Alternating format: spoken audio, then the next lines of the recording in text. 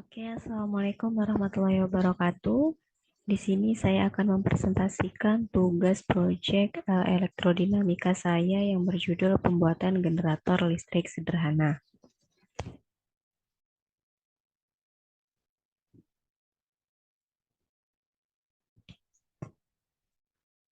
Oke, kita masuk ke pendahuluan, di mana kita tahu bahwa sumber energi merupakan penghasil energi yang dapat diproses dengan proses konversi. Nah, di mana energi didefinisikan sebagai kebutuhan penting bagi manusia, khususnya energi listrik. Sumber energi yang biasa digunakan di Indonesia biasanya ialah minyak bumi, di mana hal tersebut menyebabkan cadangan minyak bumi di Indonesia semakin menipis. Karena kelangkaan minyak bumi tersebut, maka diperlukan energi alternatif guna memenuhi kebutuhan energi listrik. Jadi, energi alternatif ini merupakan solusi dalam meningkatkan peran energi terbarukan untuk menjamin keamanan pasokan energi, yang mana kebutuhannya secara berkelanjutan semakin meningkat. Adapun salah satu contoh pembuatan energi listrik alternatif adalah berupa generator listrik, di mana generator listrik ini terdiri dari sebuah dinamo yang memiliki fungsi sebagai pembangkit listrik, yang dimana memiliki prinsip kerja mengubah energi gerak menjadi energi listrik. Generator listrik ini sendiri memiliki cara kerja menggunakan induksi elektromagnetik, di mana prinsip kerja induksi elektromagnet adalah dengan memutar kumparan pada medan magnet yang menyebabkan timbulnya energi induksi. Jadi generator listrik ini pada dasarnya memerlukan putaran konstan untuk dapat menghasilkan tegangan dan frekuensi yang juga bernilai konstan. Jadi hal ini bertujuan untuk meminimalisir kekurangan daya pada generator.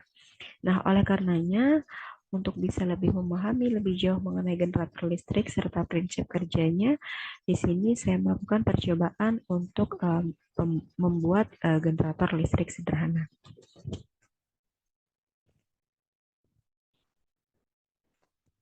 Selanjutnya untuk kajian teori, yang pertama di sini ada generator, di mana generator adalah suatu perangkat mesin yang menghasilkan energi listrik dari sumber energi mekanik atau energi gerak melalui proses induksi elektromagnetik, di mana generator ini bekerja berdasarkan hukum Faraday, yakni apabila suatu penghantar diputarkan dalam sebuah medan magnet sehingga memotong garis-garis gaya magnet, maka pada ujung penghantar tersebut akan timbul GGL atau garis gaya listrik yang mempunyai satuan volt.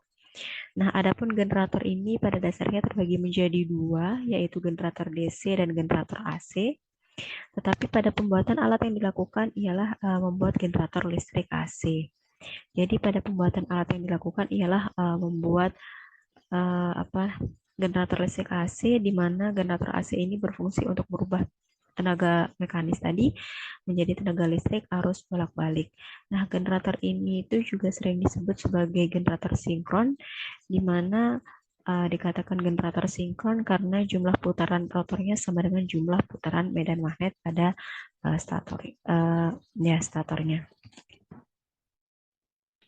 Selanjutnya di sini ada GGL, di mana GGL ini merupakan beda potensial yang terjadi pada ujung-ujung kumparan karena pengaruh induksi elektromagnetik. Kemudian untuk induksi elektromagnetik ini sendiri merupakan dasar dari prinsip kerja dinamo atau generator dan peralatan listrik lainnya, misalnya transformator. Dan untuk flux magnetik ini dia menggambarkan medan magnet dengan menggunakan garis-garis gaya di mana daerah yang medan magnetnya kuat itu digambarkan garis gaya yang rapat dan yang kurang kuat digambarkan dengan garis gaya yang kurang rapat. Kemudian untuk metode percobaannya di sini ada alat dan bahan, di mana alat dan bahan yang digunakan di sini terdiri dari papan kayu, kemudian ada dinamo, lampu, kabel, gunting, lem tembak, kemudian ada baterai 9 volt, pompa air atau pompa akuarium, dan saklar. Kemudian untuk cara pembuatan alatnya di sini yang pertama tentunya kita menyiapkan alat dan bahan yang diperlukan, kemudian kita merakit dinamo dengan pompa air, dan kemudian kita hubungkan dinamo dengan baterai 9 volt menggunakan kabel penghubung. Selanjutnya, dinamo serta pompa akuarium itu tadi kita lem pada papan kayu dan kita pasangkan lampu dengan baterai 9 volt menggunakan kabel penghubung. Setelah itu ujung lampu lainnya kita hubungkan dengan pompa akuarium atau pompa air tadi. Dan terakhir kita berikan saklar pada ujung rangkaian sebagai tombol on dan off-nya. Ini merupakan gambaran dari alat yang telah dibuat. Jadi di sebelah kiri sini merupakan rangkaian ketika alat tersebut belum dinyalakan ya, atau tombol saklarnya di sini berada dalam posisi off. Jadi lampu di sini terlihat dalam keadaan mati. Kemudian di sebelah kanan ini merupakan alat ketika tombol saklarnya dinyalakan, maka di sini terlihat juga bahwa lampu tersebut menyala. Nah, setelah dilakukan pembuatan alat tersebut, maka kita lakukan langkah uji coba ya dari alat yang telah dibuat. Jadi untuk langkah-langkah uji coba alat di sini yang pertama tentunya kita menyalakan alat dengan menekan saklarnya tadi, kemudian kita perhatikan bagaimana kondisi dari nyala lampunya, dan selanjutnya kita lanjutkan dengan mengukur tegangan keluar dari alat yang telah dibuat tadi dengan menggunakan multimeter. Baru kita catat hasilnya pada tabel hasil pengamatan. Nah, kemudian untuk hasil dan pembahasannya, di sini kita tahu bahwa percobaan ini pada dasarnya bertujuan untuk mengetahui bagaimana pembuatan generator listrik sederhana. Nah, adapun alat dan bahan yang tadi telah disebutkan sebelumnya, dan alat dan bahan yang digunakan itu pada dasarnya berasal dari bahan-bahan yang tentu sering kita jumpai pada kehidupan sehari-hari. Nah, jadi generator listrik yang dibuat ini pada dasarnya yaitu mengubah prinsip energi gerak dan energi listrik menjadi energi listrik, di mana energi gerak ini dihasilkan melalui perputaran dinamo yang dihubungkan dengan pompa air. Jadi jenis generator listrik ini adalah generator AC, yang mana pada prinsipnya generator yang dibuat ini menggunakan magnet serta kumparan, sehingga digunakanlah pompa air sebagai alternatif ya, di mana pada pompa air tersebut terdapat magnet dan juga kumparan di dalamnya. Jadi magnet yang ada pada pompa ketika dihubungkan akan menginduksi sehingga terjadi perubahan flux yang kemudian menyebabkan timbulnya arus listrik. Nah, pompa air tersebut juga pada dasarnya mengubah baterai yang bersifat DC menjadi AC.